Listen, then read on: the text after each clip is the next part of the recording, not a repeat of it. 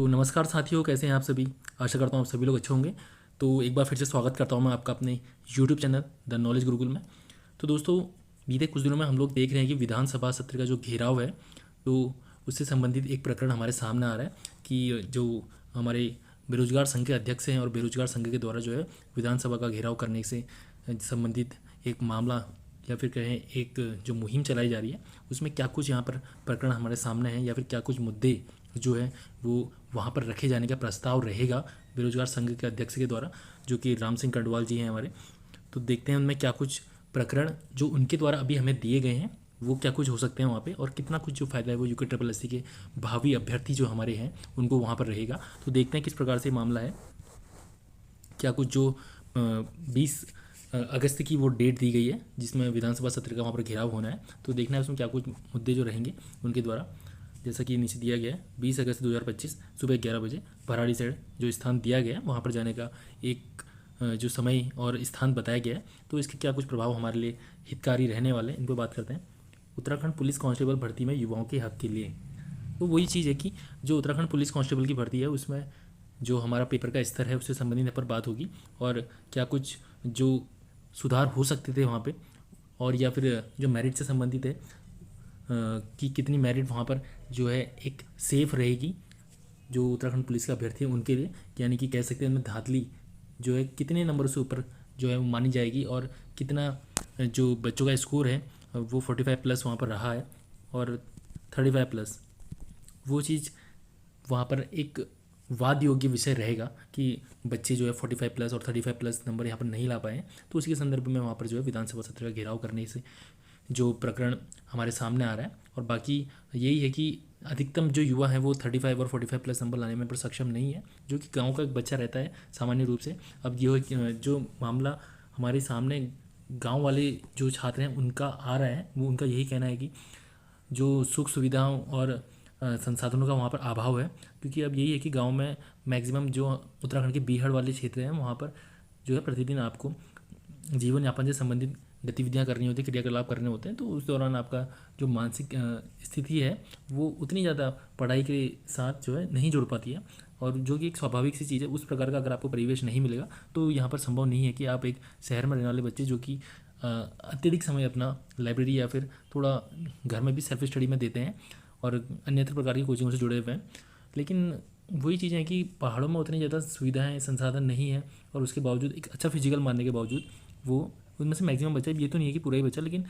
95% बंदा या फिर 90% बंदा जो है वो सुख सुविधाओं के अभाव में रह रहा है वहाँ पे, और अच्छा खासा बच्चा जो है 90 प्लस नंबर यहाँ पर लेकर आया, और जो है 35 या फिर 45 प्लस नंबर लाने में जनरल कैटेगरी का बच्चा तो जो है मैक्सिमम 45 प्लस नंबर लाने में यहाँ पर असक्षम है। तो वही चीज़ है कि एक गरीब वाली स्थिति से, गरीबी की स्थिति से निकल के बच्चा किस प्रकार से एक अच्छे अंक प्राप्त कर सकता है वहाँ पे, तो वही एक वहाँ पर मुद्दा रहेगा मेरे हिसाब से। ऐसा रहना चाहिए, मतलब जो कि अगर जनरल के बच्चों के लिए है 45 प्लस नंबर बहुत ज़्यादा मुझे लगता है कि समस्यास्पद रहे हैं वहाँ पर बच्चों के लिए। तो अगला पॉइंट देखते हैं कि आयोग द्वारा परीक्षार्थियों के नंबर सार्वजनिक कराने के लिए। हाँ, तो वही है कि जो यूके ट्रिपल एस सी है उसके द्वारा जो है जो फाइनल नंबर हैं या फिर आंसर, माफ़ करिएगा, जो अंक हैं रिटर्न के या फिर फिजिकल के भी, वो यहाँ पर सार्वजनिक नहीं करे जाते हैं। तो उसी के संदर्भ में मामला सामने आ रहा है कि धांधली के आसार बढ़ जाते हैं, क्योंकि अब आपको पता ही नहीं कि किसी के नंबर कितना आ रहे हैं, किसके नंबर कितना आ रहे हैं। तो उसी जो विषय है उसके ऊपर भी यहाँ पर एक पॉइंट बनाया गया है कि आयोग के द्वारा जो है परीक्षार्थियों के नंबर सार्वजनिक नहीं करे गए, तो इसमें ही जो है धांधली के आसार बढ़ जाते हैं वहाँ पर। तो अब वही मुद्दा कल भी उठाया जाएगा। अगर ये मुद्दे पहले उठे होते वहाँ पर तो हमें अभी इस प्रकार का पेपर का स्तर देखने को नहीं मिलता, जो कि अभी हमारा आयोग बना रहा है। ऐसा कुछ पेपर का अभी स्तर देखने को नहीं मिलता। अब मेरा यही कहना है कि बच्चे जो है वो कह रहे हैं कि पेपर टफ था तो सभी के लिए था, लेकिन मेरा ये कहना है कि अगर इसमें फिजिकल के जो मार्क्स वो जोड़ रहे हैं तो उसके आधार पर जो पेपर का स्तर है वो मॉडरेट लेवल का होना चाहिए था वहाँ पे, लेकिन ये थोड़ा हार्ड लेवल का आ गया। अभी यही पेपर आपको आगामी जो हमारा वीडियो का एग्जाम होना है उसमें देखने को मिलेगा, और मुझे लगता है कि 65 प्लस में अगर कुछ यहाँ पर हेरा फेरी नहीं होती है 65 प्लस में ये फाइनल कट ऑफ आपको देखने को मिलेगी। और यही चीज़ आप कांस्टेबल के अभ्यर्थियों के लिए भी डाल रहे हैं। अब जो जनरल का बच्चा है वो 21-22 साल की एज में घर का, अगर वो जो दूरस्थ क्षेत्र हैं उत्तराखंड के वहाँ पर अगर वो रह रहा है, तो मुझे नहीं लगता है कि ये 45 प्लस नंबर लाने वाला पेपर है, या फिर शहर का बच्चा भी अगर तो डीप स्टडी नहीं कर रहा है, फिजिकल में भी एक प्रकार से संलिप्त है, तो उसके लिए भी ये 45+ नंबर लाना हर किसी बच्चे के बस की बात नहीं है। यहाँ पर मुश्किल मुझे लगता है कि लगभग 70 से 72 जो प्रतिशत छात्र हैं हमारे, वही जो है 45+ नंबर ला पाएंगे। बाकी के जो है 30+ परसेंटेज जो बच्चों का है, मुझे लगता है कि वो यहाँ पर 45+ नंबर लाने में असक्षम है, जो कि फिजिकल की भर्तियाँ अगर हो रही हैं तो उसके लिए कोई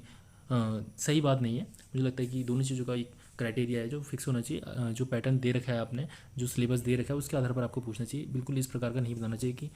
जो हमारे स्नातक स्तरीय पेपर हैं उसको आप फेल कर दे रहे हैं। बाकी अगला पॉइंट देखते हैं, नई भर्तियाँ कराने और जानबूझकर भर्ती को कोर्ट में लटकाने के खिलाफ। तो वो ये कि नई भर्तियों का क्या आपका जो प्रकरण है वो आप दे रहे हैं, यानी कि उनके जो अध्याचन है और जो आपकी विज्ञप्तियाँ हैं उनको आप किस प्रकार से दे रहे हैं। बाकी जानबूझकर भर्तियों को जो है कोर्ट में लटकाना, वही एलटी की भर्ती लटकी हुई है और उससे संबंधित जो प्रकरण वहाँ पर सामने आ रहे हैं उससे संबंधित देखने की क्या कुछ वहाँ पर कल विवाद उत्पन्न होता है या फिर सीधे तरीके से वो मामले निपटा दिए जाएंगे। विधानसभा में बैठे फर्जी डीडीओ मयंक सिंघल को तत्काल विभाग से हटाने और विधानसभा की नई भर्तियाँ लाने के लिए इस प्रकार का जो जोड़ दिया जाएगा। ठीक है, ये तो विभागीय हो गए हमारे। और नई विधानसभा की भर्तियों से संबंधित एक प्रकरण ये हो जाता है। उसके बाद है पुलिस कांस्टेबल की नई भर्ती का अध्याचन भेजने के लिए तथा उनकी उम्र सीमा 28 करने की पक्ष में जो है बात रखी जाएगी। तो वही चीज़ है। अब जो पिछला हमारा उत्तराखंड पुलिस का पेपर था वो हमारे लोक सेवा आयोग के द्वारा कराया गया था, तो उसमें क्या पुलिस की जो छात्र थे वो भर्ती नहीं हुए। हमारा कि जो मेरिट है वो थोड़ा हाई गई थी, लेकिन जो आपने पढ़ा था कम से कम वो चीज़ तो वहाँ पर देखने को मिली थी। अभी तो ऐसा कुछ है ही नहीं कि आपने जो पढ़ा हो वो वहाँ पर आया है। और जो पेपर का लेवल है, जो पेपर में बंदे बैठे हैं, उनसे आप व्यक्तिगत रूप से बात कर सकते हैं कि किस प्रकार का वहाँ पर जो माहौल रहा वो अभ्यर्थियों के द्वारा मतलब झेला गया, या कहें कि अभी 1 या 2 पेपर ही अगर बच्चों ने दिए हैं तो उनके लिए किसी भी प्रकार से ये चीज़ें मतलब कहीं से कहीं तक सरल नहीं रही, बहुत ज़्यादा कठिन वो चीज़ें वहाँ पर देखी गई हैं। तो इन्हीं कुछ मुद्दों के ऊपर कल बात करी जाएगी वहाँ पे। अभी क्योंकि विधानसभा सत्र जो है ग्रेजुएशन में मतलब अभी जो हमारे आगामी सोमवार से मंगलवार से स्टार्ट होगा, तो देखते हैं कि क्या कुछ अभी कल वहाँ पर 20 अगस्त को ये प्रकरण रखे जाने हैं और किसके समक्ष वो चीज़ें रखी जाएंगी। तो अभी देखते हैं फिर क्या कुछ प्रकरण रहता है वहाँ पे। और बाकी चैनल के साथ आप अगर नए हैं तो सबसे पहले चैनल को सब्सक्राइब कर लें, क्योंकि इसी प्रकार की जो आगामी हमारी वीडियोस हैं उत्तराखंड के संदर्भ में वो आपके लिए निरंतर आती रहेंगी। तो ठीक है दोस्तों, आपके क्या कुछ इस मुद्दे के ऊपर